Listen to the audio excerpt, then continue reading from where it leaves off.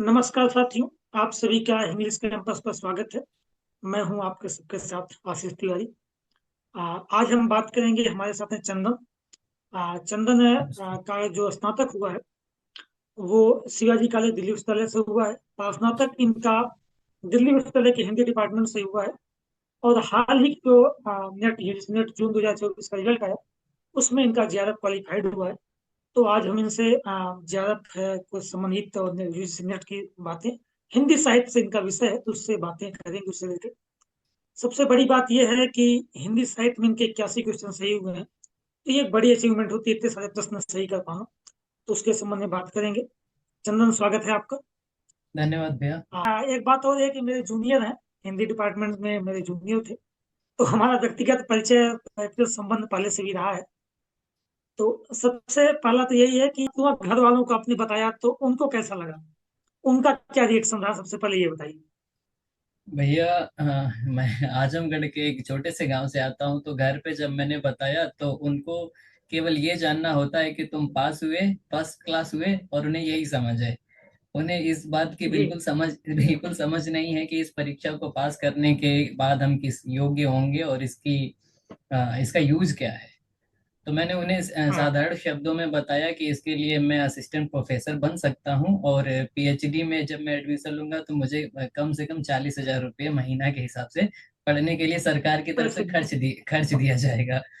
तो इस बात से लोगों हाँ। को बहुत खुशी हुई, और परिवार वालों ने कहा तो ये तो एक नौकरी की तरह है कि आपको एक नौकरी मिल गई। मैंने हम्म। कहा हाँ, शॉर्ट टाइम नौकरी ही समझ लीजिए इसे। तो बिल्कुल ठीक बात है। जो ग्रामीण परिवेश में जो भी है, बहुत कम लोगों को पता है। अब तो जो हायर एजुकेशन से जुड़े हैं उनको पता है। ग्रामीण क्षेत्रों में अब भी समझाना मुश्किल होता है। आप 2 घंटे समझाएंगे तब उनको समझ में आएगा कि होता क्या है ये। जी भैया। ठीक है। मैं पाठ्यक्रम पे आऊंगा। पाठ्यक्रम आपने कैसे, कहाँ से शुरू किया अपनी पढ़ाई? सबसे पहला टास्क यही होता है, हम शुरू कहाँ से करते हैं। ठीक है, आपने कहाँ से शुरू किया, कैसे किया, वो जरा से आप बताएं। भैया शुरू तो ऐसे किया कि मैं ऑफ कैंपस से आया था, और सौभाग्य से मेरा एडमिशन हिंदी विभाग में हो गया था। और कैंपस का माहौल ऑफ कैंपस की तुलना में बहुत ही ज़्यादा सुदृढ़ और संपन्न था। और मैं कहता हूँ कि आप सौभाग्य से मुझे मिले, और मुझे लगा कि आप मेरे सीनियर हैं और आपसे मुझे मिलना चाहिए, तो मैंने आपसे ही सबसे पहले बात की। और साथ में मैं मुझे याद है कि मैं सिलेबस लेके गया था, और कैंपस में लाइब्रेरी के सामने ही आप बैठे थे, तो मैंने कहा कि भैया मुझे थोड़ा टाइम चाहिए। आपने कहा कि हाँ बोलो। मैंने कहा भैया ये सिलेबस है और मुझे जेआरएफ निकालना है, और आप इसमें बताइए कि मैं इसमें क्या पढूं क्या छोड़ूं और कौन चीज कैसे पढूं। तो आपने पेन लिया, पेन है तुम्हारे पास? मैंने कहा हाँ भैया पेन है। तो मैंने पेन दिया, और आपने उसमें पेन से और सिलेबस में मार्क किया कि इसको इसको छोड़ सकते हो, इसको पढ़ना है, इसको ध्यान से पढ़ना है। और ये टाइम है मेरे सेकेंड थर्ड सेमेस्टर का, क्योंकि एक सेमेस्टर एक साल तक तो मैं इस कॉन्फिडेंस में था और घूमते हुए था कि हो जाएगा, एक बार के प्रयास में हो जाएगा। तो आपका सुझाव और आपका जो सहयोग वो ज्यादा सफल रहने में योगदान उसने दिया है भैया। मैं धन्यवाद इसके लिए। आप मुझे जो क्रेडिट दे रहे हैं वो ठीक है, आपकी मेहनत ज्यादा मायने रखती है। और मैं चाहूंगा कि कौन कौन से आपने टेक्स्ट या कौन कौन सा भाग आपने ज्यादा ध्यान दिया, कौन सा छोड़ा, कौन सा कम ध्यान दिया, वो आप थोड़ा सा बता दें तो आसानी रहेगी। भैया इससे पहले जो 18 जून को एग्जाम हुआ था, और फिर इसके बाद 19 जून को कैंसिल होता है शाम में, उसमें ये था कि उसके पहले का जो पेपर था तो मैंने PYQ देखे, और उनमें क्वेश्चनों की मैंने नंबरिंग की और उनका क्लासिफिकेशन किया कि कौन से पोर्शन से कितने क्वेश्चन आते हैं, और उसका सिलेबस कितना वेटेज रखता है। तो जब मुझे पता चला कि ये सिलेबस का इतना वेटेज है, जैसे उस टाइम पे ट्रेंडिंग में था नाटक और कविता। तो जब मुझे नाटक और कविता का ट्रेंड पता चला कि उसमें क्वेश्चन का एक फॉर्मेट था कि वो अरेंज करने के लिए आ जाती थी, कविता की पंक्तियां आ जाती थी अरेंज करने के लिए, नाटक में जो गीत थे उनको जो है कि ये पहचानना होता था कि कौन सा गीत किसका है, किस अंक में आया है, और किस अंक में किस दृश्य में आया है या किसने गाया है। फिर ऐसे प्रश्न बनते थे कि गीतों को अरेंज करना होता था कि कौन से गीत के बाद कौन सा क्रम है। तो इसकी पहचान करने के बाद भैया जून में भी बहुत अच्छा स्कोर हुआ, क्योंकि जून में 16 क्वेश्चन कविता से पूछ लिए थे, 9 क्वेश्चन पूछ लिए थे नाटक से, और फिर इसके बाद जब दोबारा एग्जाम कैंसिल हुआ तो इसे इन ट्यूशन आप कह सकते हैं कि है ऐसा आया। फिर मैंने डिसाइड किया कि अगर ये टॉपिक इसमें इसने पूछा है और ये कैंसिल हो गया है, और जून के एग्जाम में कुछ दो तीन ऐसे टॉपिक थे जो उपेक्षित रह गए थे, उनसे क्वेश्चन पूछे ही नहीं थे, जिनमें निबंध थी और अन्य गद्य विधाएं थी। तो इसके बाद मैंने अच्छे से नोट्स बनाए और मैंने नाटक खूब पढ़े, कहानियां पढ़ी, उनके नोट्स बनाए, और निबंध पे मैंने विशेष ध्यान दिया। और जब हमारा जो 27 अगस्त को पेपर होता है तो हम पेपर में ये पाते हैं कि कविता को उसने बिल्कुल उपेक्षित कर दिया है। जो 16 नहीं नहीं क्वेश्चन यार, थे, 14 हाँ, जो जिससे 16 क्वेश्चन थे, जो है कि जो 18 जून के एग्जाम में, 27 अगस्त के एग्जाम में उसके दो तीन क्वेश्चन रह जाते हैं। तो जो 10-12 क्वेश्चन का पोर्शन ज्यादा बढ़ता है वो बढ़ जाता है कविता में, निबंध में और कहानी में और अन्य गद्य विधा में, पर फॉर्मेट भैया वही रहता है। फॉर्मेट की जो पकड़ थी वही रहता है। जैसे कि अभी 27 अगस्त के एग्जाम में 4-5 क्वेश्चन आप देखेंगे अन्य गद्य विधा से थे। जैसे कि एक गोदान उपन्यास से प्रश्न था, उसमें 4 प्रसंग थे और चारों प्रसंगों को क्रम से लगाना था कि कौन से प्रसंग के बाद कौन सा प्रसंग आता है। हाँ, वो ठीक। यज्ञ, धनुष यज्ञ वाला, शिकार वाला और ऐसे हाँ, करके थे उसमें। बिल्कुल बिल्कुल भैया, ये प्रश्न जो है उसी फॉर्मेट पे है जो कविता की पंक्तियों को अरेंज करना था। दूसरा इसमें प्रश्न आता है ध्रुव स्वामिनी नाटक से, आता है जयशंकर प्रसाद के नाटक से, कि इसमें भी प्रसंगों को लगाना है। वक्तव्य दिए हैं ध्रुव स्वामिनी के और उन वक्तव्यों को लगाना है कि कौन सा वाक्य पहले आया कौन सा बाद में आया है। तीसरा क्वेश्चन क्वेश्चन बनता है प्रसंग से, बाणभट्ट की आत्मकथा से आचार्य प्रसाद द्विवेदी की, उसमें भी 4 घटनाएं हैं, 4 घटनाओं को क्रम से लगाना है। अगला क्वेश्चन बनता है शिवरानी देवी के जो है कि संस्मरण और उनके प्रेमचंद है। जीवनी से, प्रेमचंद की जीवनी, प्रेमचंद घर में से। उसमें भी वही क्रम बनता है कि कौन सी घटना पहले आई है उसको क्रम से लगाना है। तो भैया फॉर्मेट कविता का ही है, पर प्रश्न कहीं और से लिए गए हैं, किसी और टॉपिक से लिए गए हैं। तो इसकी समझ होने के बाद और गहन अध्ययन से मुझे लगता है कि मैं सारे प्रश्न सही कर पाया और उसने मुझे सुविधा दी और फायदा पहुंचाया। ठीक है। आप टेक्स्ट की बात कर रहे थे, तो मैं ये जानना चाहूंगा कि कौन कौन से टेक्स्ट ऐसे हैं, सारे टेक्स्ट तो पढ़ना जरूरी है, या कुछ टेक्स्ट ऐसे हैं जो छोड़ भी सकते हैं कि जो अनिवार्य ना हो, या कम ध्यान देना है, किस पे ज्यादा ध्यान देना हो? थोड़ा विस्तार से मैं चाहूंगा बात करें, क्योंकि इस पे बड़ी ज्यादा कंफ्यूजन होती है, यही सबसे बड़ा भाग है। यूनिट 5 से लेकर यूनिट 10 तक अब बहुत सारा सिलेबस है, 10 12 15 उपन्यास लगे हैं, नाटक लगे हुए हैं, अन्य गतिविधियां लगी हुई हैं जो बहुत बड़ी बड़ी भी हैं रचनाएं उसमें। तो उसमें से पूरा क्या पढ़ना है, कुछ छोड़ सकते हैं? मैं चाहूंगा उस पर आप जरा बात करें। भैया छोड़ने की और पूरा पढ़ने की बात है तो अभी जैसे प्रश्न कर रहा है और पेपर का जो नेचर हो गया, तो उसमें ऐसा नहीं लगता कि कुछ भी छोड़ने जैसा है। बशर्ते हाँ, हर हम्म। विद्यार्थी की अपनी सीमाएं हैं और समय की अपनी सीमा है। तो इस बात को ध्यान में रखा जा सकता है कि कुछ ऐसे टेक्स्ट हैं जो बहुत लेंदी हैं, बहुत बड़े हैं। जैसे संस्कृति के 4 अध्याय, और राहुल सांकृत्यायन की जो यात्रा संस्मरण, यात्रा वृतांत है, उसे मेरी तिब्बत तिब्बत यात्रा। यात्रा। तो उसमें भैया वहाँ का परिवेश और उसकी भाषा शैली जो है वो भी अपने अनुकूल नहीं है, तो सभी विद्यार्थियों को उसमें कठिनाई होती है, मुझे भी हुई है, बहुत हुई है। तो उसको हम छोड़ सकते हैं। पर इस बात का ध्यान रखते हुए कि जैसे पेपर का एक और दूसरा नेचर है कि जो कम से कम 10% क्वेश्चन ऐसे होते हैं जो सिलेबस के इर्द गिर्द ही घूमते हैं। सिलेबस की भूमिका से, बिल्कुल। पाठ की भूमिका से प्रश्न बनते हैं, या फिर पाठ के चैप्टराइजेशन से प्रश्न बनते हैं। जैसे 27 अगस्त के पेपर में आपको ध्यान होगा एक क्वेश्चन था, संस्कृति के 4 अध्याय से क्वेश्चन था, वो संस्कृति के 4 अध्याय के चैप्टराइजेशन से क्वेश्चन था। एक सब चैप्टर उठा के पूछ लिया गया था ये किस अध्याय से संबंधित है। मैं तो हमेशा ये कहता हूँ, हमने गतिविधियां में जितने भी लगी हुई रचनाएं हैं जी उसमें भैया। से चैप्टर से अक्सर पूछेगा, तो अरे यावत रहेगा याद का चैप्टर पूछेगा, जी भैया। या संस्कृत 4 अध्याय, या मेरी तिब्बत यात्रा। इन जी तीन में भैया। से एक से जरूर पूछता है जी भैया। चैप्टर इसमें। तो रही हम्म। टेक्स्ट छोड़ने की बात भैया, तो जो कुछ लेंदी है ऐसे, जैसे कि और एक दूसरा, इसका एक दूसरा पहलू समझने का ये भी है कि जैसे आप कहते हैं संस्कृति के 4 अध्याय, वो लगभग 600 से प्लस की बुक है, कम से कम 600 पेज प्लस की बुक है। तो इतने बड़े टेक्स्ट को आप पढ़ने जाएंगे तो बरक्स में उसके आप जो है कि कहानी की पूरी टॉपिक पढ़ के खत्म कर देंगे, 600 पेज या उसके आसपास। तो आप चतुराई इसमें कर सकते हैं कि क्या छोड़ के हम किसको ज्यादा पढ़ के ज्यादा कवर कर सकते हैं। तो एक बिल्कुल। एक रणनीति का हिस्सा भी हो सकता है ये। और आप कह रहे हैं कि छोड़ने में तो कुछ ऐसी जो टॉपिक्स हैं, कुछ ऐसे चैप्टर्स हैं, कुछ ऐसे पार्ट हैं जिनको छोड़ा जा सकता है। और इस बात को ध्यान में रख के छोड़ने की प्रक्रिया में जा सकते हैं कि हम पेपर के एक बारी नेचर को पूछें कि किस एरिया से जल कविता के जो क्षेत्र में जो हमारे टॉपिक हैं, जैसे कबीर और जायसी वगैरह के जो टेक्स्ट लगे हैं, इनको छोड़ा जा सकता है बहुत हद तक। घनानंद को इनको पढ़ के नहीं जाएंगे तो फिर। और कविता में हमेशा से ये देखा गया है कि जो ट्रेंड है ना, वो आधुनिक कवियों को लेकर ही है, उनकी कविताओं को लेकर है, लगातार रहा है, निरंतर रहा है। तो उनको छोड़ा जा सकता है।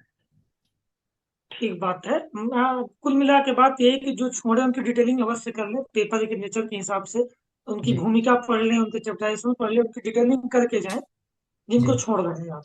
जी। ठीक। एक तो ये टेक्स्ट की बात हो गई। हाँ, आपने बीच में जिक्र किया कि मैंने नोट्स बनाए थे, तो नोट्स आपने कहाँ से बनाए थे, कैसे बनाए थे? वो भी आप किसी यूट्यूब चैनल का सहारा या किसी की क्लास लिया था, कैसे किया? भैया कुछ जैसे कि आपने कहा कि यूट्यूब चैनल का, तो जो हमारी अन्य गद्य विधा या उपन्यास या नाटक है, तो इनके नोट्स की प्रक्रिया में जब आप आएंगे, नोट्स बनाने में आप जाएंगे, तो आप ये ध्यान रखेंगे कि कोई भी यूट्यूब चैनल आपको लाइन बाय लाइन उपन्यास नहीं पढ़ा सकता। कोई भी बिल्कुल। कोई भी ट्यूटर आपको अन्य गद्य विधा का 600 का जीवनी और 800 का जो अगर कोई आत्मकथा का चैप्टर है तो वो आपको नहीं पढ़ा सकता। तो आपको उसे खुद पढ़ना है, उसमें से तथ्य ढूंढने हैं, और वो तथ्य की पहचान आपको ऐसे करनी है जब आपको पेपर की समझ होगी। और पेपर की समझ आपको तभी होगी जब आप पीवाईक्यू को विशेष ध्यान से पढ़ेंगे, दो चार बारी पढ़ेंगे, प्रश्नों को अटेम्प्ट करेंगे, और ये समझ विकसित करेंगे कि प्रश्न किस प्रकृति के होते हैं। उनके प्रकृति को समझने के बाद आप टेक्स्ट पढ़ेंगे तो आपको अपने आप तथ्य मिलते जाएंगे और आपका नोट्स बनता जाएगा। ठीक है। और चैनल में कुछ हाँ, है तो वही वही। चैनल आप जो जिनसे मतलब कोई भी उनका नाम ले सकते हैं, खुल के, कोई दिक्कत नहीं है हमारे यहाँ। हाँ भैया, मैं सौभाग्यशाली हूँ और आपका विशेष धन्यवाद देता हूँ कि वो चैनल आपका ही सुझाया हुआ था, और आपने सुझाया था जो है कि अनुराज हिंदी एकेडमी का नाम। और जब से आपने बताया और तब से मैंने उसको फॉलो किया, और मेरे थर्ड सेमेस्टर की बात है। और उसके बाद से वो अभी तक मेरे प्रिय शिक्षकों में रहे हैं, क्योंकि वो बहुत ही ज्यादा मेहनती हैं। और कविता, नाटक, जो चीजें मुझे नहीं समझ में आई है, कविता को तो विशेषता मैंने वहां से व्याख्या देखी है, पढ़ी है, और फिर इसके बाद कविता का पाठ करके उसको ठीक से समझ सका। तो वो केवल एक ऐसा चैनल है जिसकी मैंने विशेष मदद ली। और दूसरा चैनल जो है जिसमें क्विज में मुझे बहुत ज्यादा सहायता मिली, वो आपके ही द्वारा संचालित चैनल है, वो जो हमारा टेलीग्राम ग्रुप है। और फिर इसके बाद और बाकी जानकारी में इंग्लिश कैंपस ने मदद की है, विशेष मदद की है। ठीक है। मैं इस पे आऊंगा, अभी प्रैक्टिस की बात करने जा ही रहा था कि जी भैया। प्रैक्टिस में प्रीवियस ईयर जो आता है, क्वेश्चन पेपर, सॉल्व पेपर, वो कितना मददगार है? और साथ ही जो टेलीग्राम क्विज या टेक्स्ट बुक ऐप वाले भी एमसीक्यू कराते हैं, कई सारे ऐप हैं, तो उनकी कितनी मददगार ये है, उनसे कितनी मदद ली जाए और कितने हेल्पफुल होते हैं वो, प्रीवियस ईयर भी और क्विज भी? भैया प्रीवियस ईयर जो है वो आपको पैटर्न और प्रश्न की प्रकृति समझने में मदद करते हैं। अब चैनल की बात आती है कि चैनल पे कौन से क्विज हमें करने हैं, कौन से क्विज बेवजह हैं और हमारा टाइम बर्बाद कर रहे हैं। इसकी समझ केवल इस बात से होती है कि जो चैनल और क्विज बनाने वाला है, जो चैनल का संचालक है, उसको पेपर की और उसके प्रश्नों की समझ कैसी। अगर उसकी उसको नेट के और जेआरएफ के प्रश्नों की समझ अगर अच्छी है, तो वो उसी प्रकार के क्विज बनाता है। तो अगर हम ऐसे क्विज जी। से जुड़ेंगे जिसे प्रकृति की समझ है, तो वहां पे फायदा होता है। नहीं तो भैया कुछ ऐसे चैनल हैं, और मैं भी जुड़ा हूँ, विद्यार्थी हूँ, बहुत से विद्यार्थियों से जुड़ा हूँ, और खुद भी मैं 10-20 चैनल ऐसे होंगे जिनमें अपने आप आदमी जुड़ जाता है। तो जुड़ ही जाते हैं लोग। जी भैया, तो जुड़ी जाते हैं, तो वहां पे देखने में लगता है ना कि ये बेवजह चीजें चल रही हैं, कुछ ऐसी चीजें कि जो ना प्रश्न है जो पेपर का हिस्सा है ना उसकी प्रकृति के हैं, फिर भी बेवजह वो पूछी जा रही हैं और लोग क्विज सॉल्व किए जा रहे हैं। तो वो भैया समय का नुकसान है, दुरुपयोग है वो। ठीक है। कुल मिला के बात यह है कि सीमित चैनल फॉलो करें, जिसमें विश्वास हो, भरोसा हो, विश्वसनीयता बनी रहे। जी ठीक बात भैया। है। आ, इतिहास पे मैं आऊंगा। इतिहास जो यूनिट 2 है, बहुत बड़ा सा पार्ट है वो। जी भैया। देखने में मतलब विराट पहाड़ लगता है उसको चढ़ना। जी तो भैया। वो कैसे कवर किया आपने, कहाँ से पढ़ा, वो मैं चाहूंगा आप बताएं, जिससे अन्य लोग उसके हिसाब से कर सके अपन। भैया इतिहास वाला जो हमारी दूसरा जो यूनिट है सिलेबस का, जो हमारा दूसरा पेपर है उसके सिलेबस का जो दूसरी यूनिट है, तो इतिहास वाले पोर्शन में हमें एक चीज समझने की बात आ जाती है। एक तो इतिहास लेखन है, और इतिहास लेखन के बाद जो इतिहास लेखन का और साहित्य का जो हिंदी साहित्य में जो वर्गीकरण है, तो उसमें हम देखते हैं कि आधुनिक काल से पहले जो मध्यकाल और उससे पहले आदिकाल है। तो आदिकाल का पोर्शन शुक्ल जी के साहित्य में भी, साहित्य इतिहास में भी बहुत छोटा है, सीमित है, कम से कम 50-100 के आसपास पेज में वो सिमट गया है। और दृष्टि के जो वृक्ष में बुक बहुत चर्चित है, नेट और जेआरएफ के लिए बच्चे, सभी बच्चे पढ़ते हैं, लगभग सभी बच्चों के पास होती भी है भी। तो उसमें भी करीब वो 30-40 पेज में सीमित है आदि का। तो इतिहास वाले पोर्शन से मैंने क्या किया था कि मैंने अपने सिलेबस में लिख रखा है, मैंने प्रीवियस ईयर के क्वेश्चन को जब एनालाइज किया तो मुझे लगा कि आदिकाल से जो है कि 4 से 5 क्वेश्चन पूछे जा रहे हैं। तो भैया मैंने इसको यहाँ पे लिख लिया था कि 4 से 5 क्वेश्चन आदिकाल से पूछे जा रहे हैं, और उसका जो मटेरियल है वो हमें 40 पेज में ही कवर हो जाएगा। तो मुझे लगा कि ये टॉपिक छोटा हो सकता है और इसे छोटा बना के पढ़ा जा सकता है, और यहाँ से स्कोर किया जा सकता है। कुछ गिने चुने राइटर हैं, उनके कुछ गिने चुने किताबें हैं और कुछ प्रवृत्तियां हैं वहाँ की, तो उनको ध्यान में रखने से वहां से काम बन जाता है। तो और फिर रही दूसरी बात कि जो बड़े वाले पोर्शन है, जैसे फिर हम आते हैं भक्ति काल में, और रीति काल के बाद जो है कि आधुनिक काल। तो इसको मैंने अलग अलग पढ़ के ना, और किसी अलग बड़ी पुस्तक या बड़े लेखक के पीछे भागने के बरक्स में, मैंने एक और चीज नोट नोट किया इसमें, कि जो हमारा और टेक्स्ट वाला पोर्शन का जो सिलेबस है और उसमें जो लगे हुए राइटर हैं, उन्हीं राइटरों को ध्यान में रखने की जरूरत है इस इतिहास वाले पोर्शन में। जैसे हम अगर भक्ति काल को पढ़ते हुए हमें कबीर को ध्यान रख लेना है, और फिर ऐसे ही जब हम रीति काल में आते हैं तो हमें घनानंद को ध्यान में रख लेना है। और वैसे ही जैसे हम आधुनिक काल में आते हैं तो आधुनिक काल में जो लगे सारे के सारे कवि हैं, राइटर हैं, केवल उनको दूसरी वाली यूनिट में, मेरे कहने का मतलब ये है भैया कि जो बाकी का पोर्शन है हमारी 5 और 6 यूनिट जो है, उन 6 यूनिट को सेकंड वाली यूनिट में समराइज कर देना है। ठीक बात है। ये मैं, हाँ, आपने बड़ी अच्छी बात कही है कि जो टेक्स्ट में लगे हुए राइटर्स हैं उनको यूनिट 2 के साथ मिला के पढ़ी, उनकी संरचनाओं को पढ़ी, तो लगभग यूनिट 2 ठीक ठाक कवर हो जाती है। जी भैया, तो ये उसके अतिरिक्त इसमें कुछ हाँ, पढ़ने की जरूरत नहीं है, कुछ भी नहीं। हाँ, जो प्रश्न आते हैं वो उन्हीं राइटर से आते हैं जो भी टेक्स्ट में लगे हुए, अक्सर क्योंकि महत्वपूर्ण लेखक वही हैं जो हमारे टेक्स्ट में लगे जी। हुए हैं। जी भैया। ठीक बात। भाषा, काव्यशास्त्र, विचारधारा, ये 3 यूनिट और बचती हैं। इन पे जरा से आप बात कर ले कि ये कैसे कवर किया जाए, आपने कहाँ से पढ़ा 3 यूनिट। भैया ये 3 यूनिट के लिए तो कोई कंसाइज और समराइज अगर कहीं तथ्य हैं पढ़ने के लिए तो वो दृष्टि है। दृष्टि मैंने भी ठीक पढ़ी है। थी इन 3 यूनिट के लिए।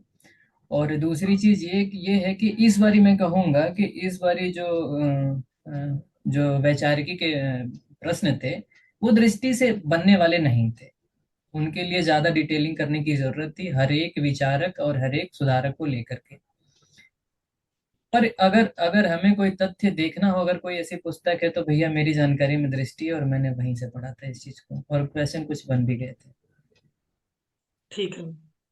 दृष्टि की आपने बात की, आखिर में पुस्तकों की बात करूंगा कि ऐसी कौन कौन सी पुस्तकें हैं जो हिंदी बेल्ट के नहीं है, हिंदी में ग्रेजुएशन में नहीं पढ़ा था, तो उसमें में आके हिंदी शुरू किया और फिर उनको निर्यात देना। तो ऐसी कौन कौन सी पुस्तकें हैं आप वो गिना दीजिए जिसको पढ़ना चाहिए, आपको लगता है, क्योंकि आप पढ़ रहे हैं, पढ़े के आए हैं, तो कौन कौन सी पुस्तकें इनको पढ़ना चाहिए और वो उपयोगी है। भैया एक इसकी बात, मुझे इसकी बात कर लेनी चाहिए, कि मेरे ध्यान में है और मुझे मौका मिला है तो मैं जरूर बोलूंगा कि एक विश्वनाथ त्रिपाठी सर की किताब सुझाई जाती है, हिंदी साहित्य का सरल इतिहास। और कहा जी। जाता है कि अगर हिंदी साहित्य में प्रवेश आपको करना है तो आप उसी पुस्तक के साथ शुरू करें। पर मेरा ऐसा सुझाव बिल्कुल। नहीं है। मेरा ऐसा सुझाव नहीं है, मैं किसी को नहीं कहूंगा कि वो पुस्तक पढ़ी जाए। ठीक है। ठीक और है। दूसरी बात है कि अगर आपको शुरू करना है तो आप सीधे आचार्य रामचंद्र शुक्ल का इतिहास पढ़ें, और जैसे कहा जाता है कि वो बाइबल है हिंदी साहित्य के लिए। और जरूर वो आप हाँ। किसी भी स्तर पे अगर आप उसे पढ़ रहे हैं तो वो आपके लिए महत्वपूर्ण है, और उसके तथ्य आपके लिए बहुत ही ज्यादा सुविधाजनक हो सकते हैं। आप हिंदी साहित्य की अवधारणा समझने के लिए आपको शुक्ल जी को पढ़ना ही होगा। जी, बिना आचार्य रामचंद्र शुक्ल के इतिहास को पढ़े आप हिंदी साहित्य में नहीं विश्वसनीयता हासिल नहीं कर सकते, जो आचार्य रामचंद्र शुक्ल को हासिल है और हिंदी साहित्य के विद्यार्थी को होनी चाहिए। और ठीक बात। दूसरी इस क्रम में एक पुस्तक आती है जो बहुउल्लेखनीय है और बहुत अच्छी पुस्तक है, राइटर बहुत अच्छे हैं, जो है कि डॉक्टर रामस्वरूप चतुर्वेदी, उनकी पुस्तक है हिंदी। मेरे पास यहाँ पे पढ़ी भी हुई है, वो हिंदी साहित्य और संवेदना का जो विकास है। जी। एक पुस्तक ये है। और आप अपने सिलेबस के नजरिए से अगर बात करें तो दो पुस्तकें और हैं जिन्हें मैं सुझाना चाहूंगा आपको। केवल कविता के पोर्शन से और आधुनिक प्रवृत्तियां और छायावाद को समझने के लिए जो नामवर सिंह ने किताब लिखी है, आधुनिक साहित्य की प्रवृत्तियां और छायावाद, ये दो पुस्तकें जो हैं अगर आप उन्हें पढ़ लेंगे तो आप आधुनिक में और कविता में आपको कोई दिक्कत नहीं होगी उसको समझने में, और बाकी उसकी प्रवृत्तियों को समझने में। ये नि, ठीक बात। ये भैया कि मेरे लिए लगता है कि ये नितांत जरूरी है। ये चार किताबें तो आपको नेट को ध्यान में रखते हुए और उसके सिलेबस को ध्यान में रखते हुए चार किताबें बिल्कुल पढ़ी जानी चाहिए, इनको आप छोड़ नहीं सकते। ठीक है, बाकी सिलेबस के हिसाब से दृष्टि पढ़नी ही है। मुझे जी लगता है कि भैया। उससे अच्छी बुक अभी तक मार्केट में नहीं आई है जो पूरा जी। सिलेबस कवर कर सके, तो वही हमारे पास विकल्प है। जी भैया। ठीक बात है।